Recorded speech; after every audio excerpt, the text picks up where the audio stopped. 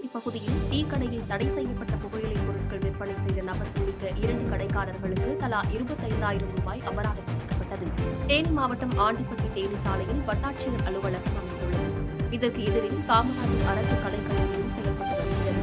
இந்நிலையில் வட்டாட்சியர் அலுவலகத்திற்கு அருகே இருக்கும் டீ கடை ஒன்றில் கல்லூரி மாணவர்கள் இளைஞர்களுக்கு தடை செய்யப்பட்ட புகையிலை விற்பனை செய்யப்படுவதாக புகார் எழுந்து வந்ததை அடுத்து காவல்துறையினர் நடவடிக்கையில் ஈடுபட்டனர். இந்நிலையில் ஒரு இளைஞரை வைத்து அந்த கடையில் புகையிலையை வாங்க வைத்து விற்பனை நடைபெற்றதை உறுதி செய்து கடையின் உரிமையாளருக்கு 25,000 ரூபாய் அபராதம் விதித்தனர். இதேபோல சித்தைய கவுண்டன்பட்டி பகுதியைச் சேர்ந்த பிரபுகுமார் என்பவருக்கும் 25,000 ரூபாய் அபராதம் விதித்தனர். மேலும் சில தினங்களில் அந்த கடைகளுக்கு மாவட்ட ஆட்சியரின் உத்தரவின்படி சீல் வைக்கும் நடவடிக்கை மேற்கொள்ளப்படும் என்றும் அதிகாரிகள் தெரிவித்தனர். கல்லூரி மாணவர்களுக்கு போதைப் பொருட்களை விற்பனை செய்த சம்பவம் அப்பகுதியில் பரபரப்பை ஏற்படுத்தியுள்ளது.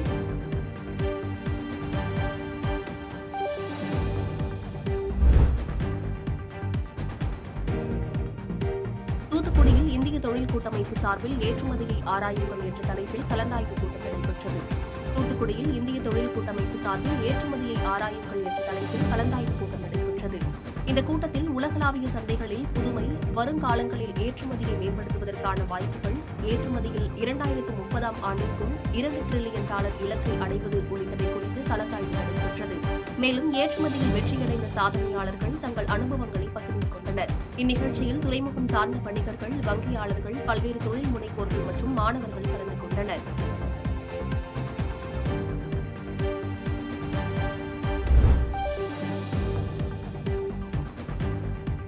கடலூர் மாவட்டத்தில் கல்லூரி மாணவர்களுக்கு நடைபெற்ற பாராளுமன்ற நிகழ்ச்சியில் கடலூர் மாநகராட்சி ஆணையர் அனு IAS கலந்து கொண்டு பேசினார்.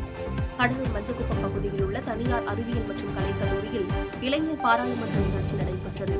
இதில் கடலூர் மாநகராட்சி ஆணையர் அனு IAS கலந்து கொண்டு மாணவ மாணவிகளிடையே சிறப்புரையாற்றினார். அப்போது பேசிய அவர், கல்லூரி மாணவ மாணவிகள் அரசியலை கற்க வேண்டும், தங்களது வாக்கு ஏன், எதற்காக என்பதை உணர வேண்டும் எனவும், அரசியல் கட்சியினர் கூறுகின்ற வாக்குறுதிகளை முதலில் படிக்க வேண்டும் என்று அறிவுரை வழங்கினார். இந்நிகழ்வில் கல்லூரி ஆசிரியர்கள் மற்றும் மாணவ மாணவிகள் பலர் கலந்து கொண்டனர்.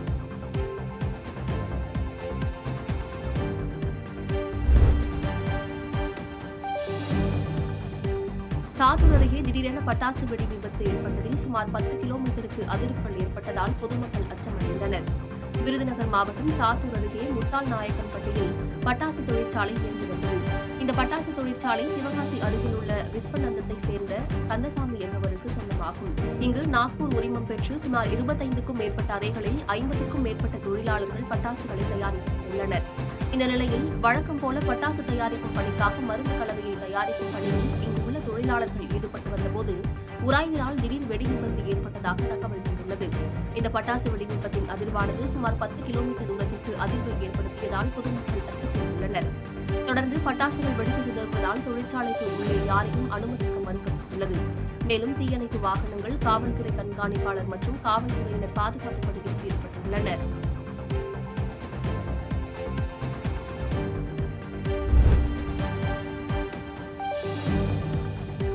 உலக சுற்றுலா தினத்தை தொடர்ந்து காரைக்கால் மாவட்ட நிர்வாகம் மற்றும் சுற்றுலாத்துறை சார்பில் கடற்கரையில் பொழுதுபோக்கு நிகழ்ச்சிகள் நடைபெற்றது. புதுச்சேரி மாநிலம் காரைக்கால் மாவட்டத்தில் உலக சுற்றுலா தினத்தை முன்னிட்டு மாவட்ட நிர்வாகம் மற்றும் சுற்றுலாத்துறை சார்பில் பல்வேறு பொழுதுபோக்கு நிகழ்ச்சிகள் நடைபெற்றன. இந்த நிகழ்ச்சியை மாவட்ட ஆட்சியர் மணிகண்டன் குத்துவிளக்கு ஏற்றி துவக்கி வைத்தார்.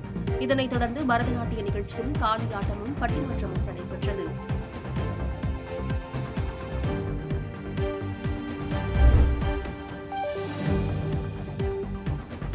கும்பகோணம் அருகே விடுதலை தமிழ் புலிகள் கட்சியின் தகவல் தொழில்நுட்ப பிரிவு சிறப்பு கலந்தாய்வு கூட்டம் நடைபெற்றது. தஞ்சாவூர் மாவட்டம் கும்பகோணம் அருகே தனியார் திருமண மண்டபத்தில் விடுதலை தமிழ் புலிகள் கட்சியின் தகவல் தொழில்நுட்ப பிரிவு சிறப்பு கலந்தாய்வு கூட்டம் நடைபெற்றது. இக்கூட்டத்தில் விடுதலை தமிழ் புலிகள் கட்சியின் நிறுவன தலைவர் குடந்தை அரசன் கலந்து கொண்டு இணையதள தகவல் தொழில்நுட்பத்தை பயன்படுத்தி கட்சியை வளர்த்தல், எதிர்வரும் உள்ளாட்சி தேர்தலை எதிர்கொள்வது போன்ற பல்வேறு ஆலோசனைகளை கூறினார். மேலும் இந்நிகழ்ச்சியில் விடுதலை தமிழ் புலிகள் கட்சியின் பொதுச் செயலாளர், துணை பொதுச் செயலாளர் உட்பட கட்சி நிர்வாகிகள் பலர் கலந்து கொண்டனர்.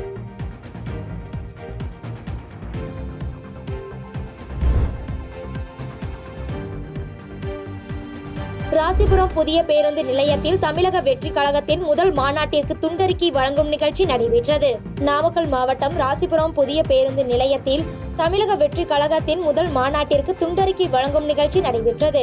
இதில் கிழக்கு மாவட்ட தலைவர் ஜே செந்தில் கலந்து கொண்டு பொதுமக்களுக்கு மாநாடு குறித்த துண்டறிக்கையை வழங்கி எம்ஜிஆர் உருவப்படத்திற்கு மாலை அணிவித்து மரியாதை செலுத்தினார்.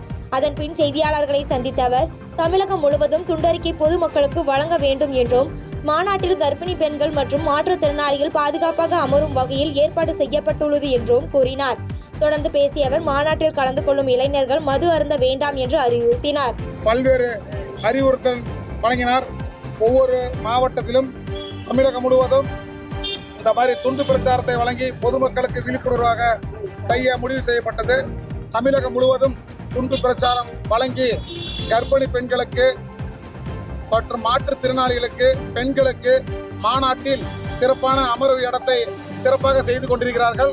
மற்றும் இளைஞர்கள் மது அருந்த வேண்டாம், பொதுமக்களுக்கும் மற்றும் காவல்துறைக்கும் எந்த ஒரு இடைஞ்சலும் பண்ணாமல் சட்டப்படி நாமல் கண்ணியத்தோடு இந்த மாநாட்டை வெற்றிகரமாக முடிக்க என்று மாவட்ட தலைவர் கூட்டத்தில் அறிவுறுத்தினார். அந்த நேரத்தில் நாமக்கல் கிழக்கு மாவட்டத்தில் ராசிபுரத்தில் இன்று புதிய பேருந்து நிலையத்தில் இந்த விழிப்புணர்வு பேரணி நடைபெறுகிறது. இதில் மாவட்ட தலைவர்கள், அணித் தலைவர்கள், நகர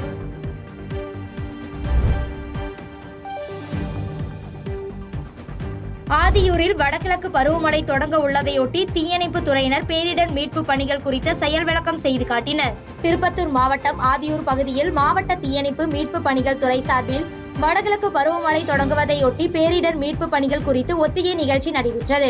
இந்நிகழ்ச்சியில் தீயணைப்பு துறை அலுவலர் தசரதன் தலைமையில் 20க்கும் மேற்பட்ட தீயணைப்பு வீரர்கள் பங்கேற்று படகு, பாதுகாப்பு கவசம், உரை, கயிறு, மரம் அறுக்கும் இயந்திரங்கள், கான்கிரீட் உடைப்பு கருவிகள் உள்ளிட்ட நவீன இயந்திரங்கள், பொருட்கள் மூலம் பேரிடர் காலத்தில் மீட்பு பணிகளை மேற்கொள்வது குறித்த செயல் விளக்கம் அளித்தனர்.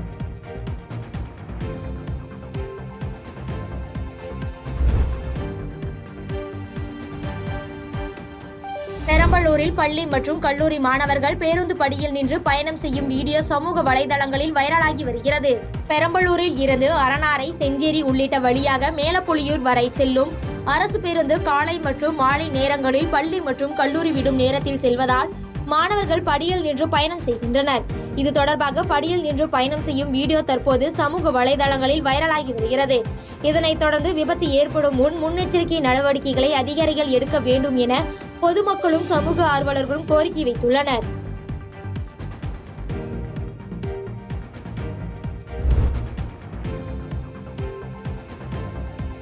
திருச்சியில் காரில் திமுக கொடி கட்டி ஆடு திருடிய பெரம்பலூர் கும்பலை போலீசார் கைது செய்துள்ளனர். திருச்சி ஸ்ரீரங்கம் அம்மா மண்டபம் கீதாபுரத்தைச் சேர்ந்தவர்கள் மணிகண்டன், கணேசன்.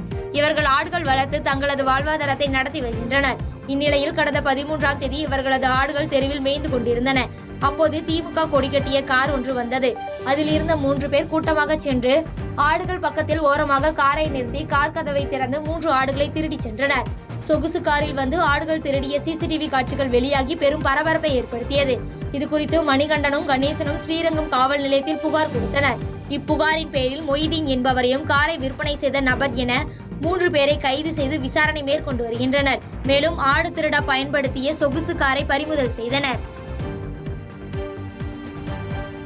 பாதகம் செய்பவரை கண்டால் நாம் பயங்கொள்ளலாகாது பாப்பா, மோதி மிதித்து விடு பாப்பா, அவர் முகத்தில் உமிழ்ந்து விடு பாப்பா. அண்மை செய்திகளை உடனுக்குடன் தெரிந்து கொள்ள இணைந்திருங்கள் இயம்நாடு தொலைக்காட்சியுடன்.